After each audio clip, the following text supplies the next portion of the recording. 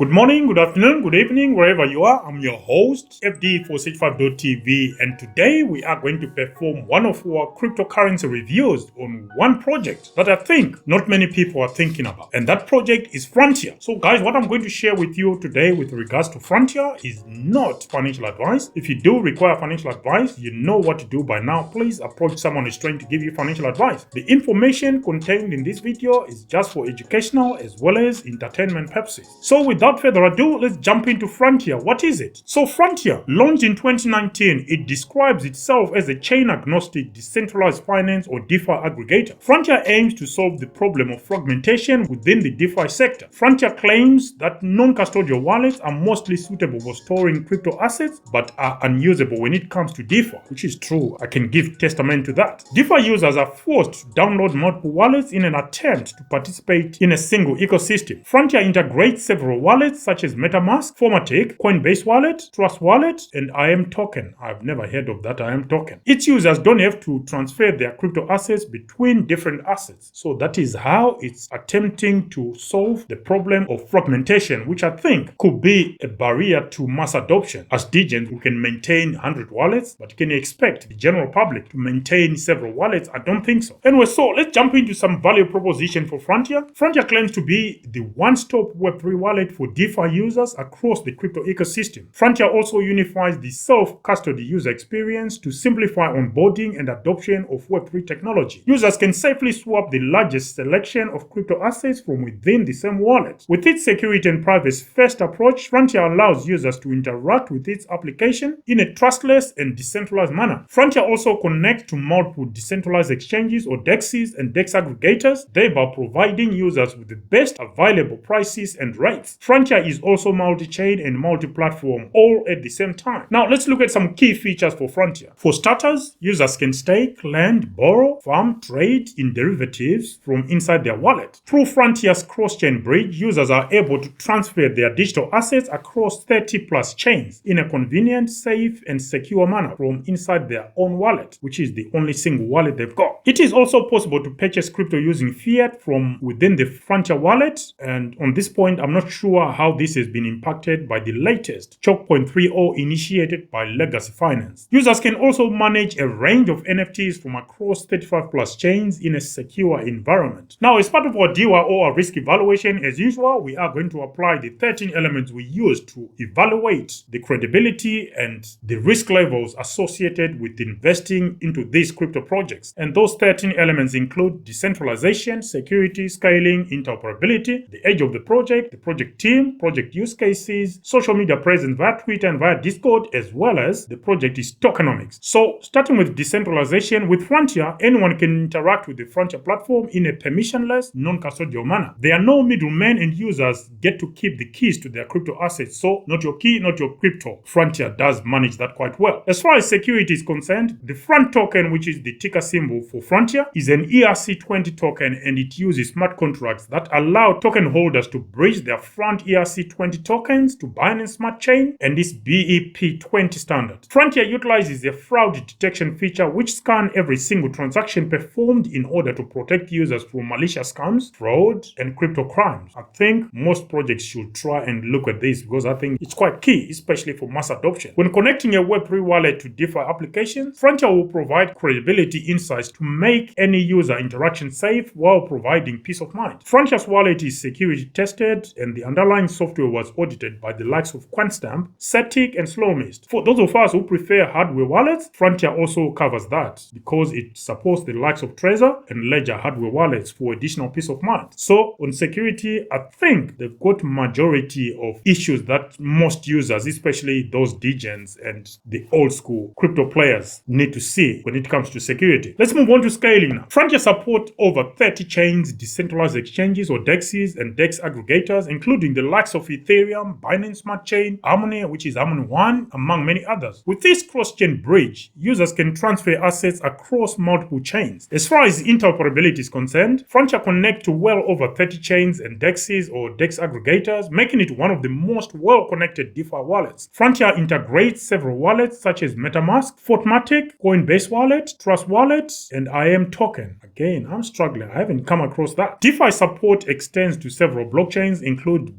Chain, Ethereum, Binance Smart Chain, and Harmony. As far as the project team is concerned, according to LinkedIn, there are approximately 35 team members, and social media presence. Via Twitter, Frontier boasts just over 150,800 Twitter followers, and on Discord, just over 7,500 Discord members. Now on to some use cases for Frontier. Ticker symbol FRONT, F-R-O-N-T. The FRONT token incentivizes DeFi by liquidity provision, gasless transactions, NFT acquisition, and creation. Users can stake, lend, borrow, farm, trade in derivatives from inside their own wallet. Of course, they can store their assets within that wallet. On to tokenomics. Ticker symbol FRONT, F-R-O-N-T. Total supply, 90 million. It used to be 100 million, but the team decided to ban all their tokens, which were equivalent to 10% or 10 million. Circulating supply, 90%. Now to token allocation, seed investors, 10%, private investors, 20%, early supporters, 0.625%, the public, 1.875%, the community, 8%, staking rewards, 13.5%, ecosystem, 20%, marketing, 6%, reserves, 10%, and that 10% for the team, which was banned off in 2021, which gives us 100%. Inside the token allocation, according to our own calculation, is 46%, even excluding the 10% originally allocated to the team, which was subsequently banned in 2021. So that is a brief overview of what Frontier is, but the funny part is now coming, where we then score the 13 elements that we've just reviewed as part of our DEWA or our risk evaluation. And a quick rundown of those 13 elements once more. So we have decentralization, security, scaling, interoperability, the project team, social media presence via Twitter as well as via Discord, the age of the project use cases, tokens issued at project launch, total tokens in circulation at the time of recording, is there hard cap, maximum tokens, as well as inside the token allocation. Once we have scored these elements from 0 to 10, 0 being the lowest, 10 being the maximum, we then categorize the aggregated score to see if there is an inherent risk in investing in Frontier. So starting with decentralization, we gave 5 points out of 10. On security, 7.5 points out of 10. On scaling, 7.5 points out of 10. Interoperability, 10 points out of 10. The project team, 7.5 points out of 10. And social media presence via Twitter, 7.5 points out of 10. Social media via Discord, 2.5 points out of 10. Age of the project, 5 points out of 10. And project use cases, 7.5 points out of 10. Tokens issued at project launch, 5 points out of 10. Tokens in circulation at the time of recording, 7.5 points out of 10. And maximum tokens available, 7.5 points out of 10. Inside the token allocation, it's way above our top end threshold of 30%. We are going to give Frontier 0 points out of 10. Why? Because it's sitting at 46% inside the token allocation. There you have it, folks. Do you agree with the allocation we've allotted to Frontier across those 13 elements? Again, let us know your views in the comment section. The aggregate score for Frontier comes up to 80 points out of 130. Do you agree that Frontier could go to 0? Because that is the level or the category that Frontier falls under, could go to 0. As for me, majority of the projects we've reviewed, they fall under the could go to 0 category. That doesn't mean they are any worse than the ones that sit above them or the ones below them. It just means, just like with any crypto project, under a certain set of circumstances, things could go haywire, things could go south, and the project could eventually go to 0. But what are the chances of that? We know some projects have got the strong staying power, others less so. As for you, do you hold Frontier? And what made you invest in Frontier? As for me, Frontier, I am seriously planning to pull the trigger sometime soon, and Frontier is a project I think has got plenty to give in the future, especially with what's happening with DeFi and this choke point 2, choke point 3, whatever people want to classify them as. I think this could be the solution that we want to fight off the hustle and the struggles that is being created by those in legacy finance. I'm talking of banking here. Based in the UK, I've got a Chase account.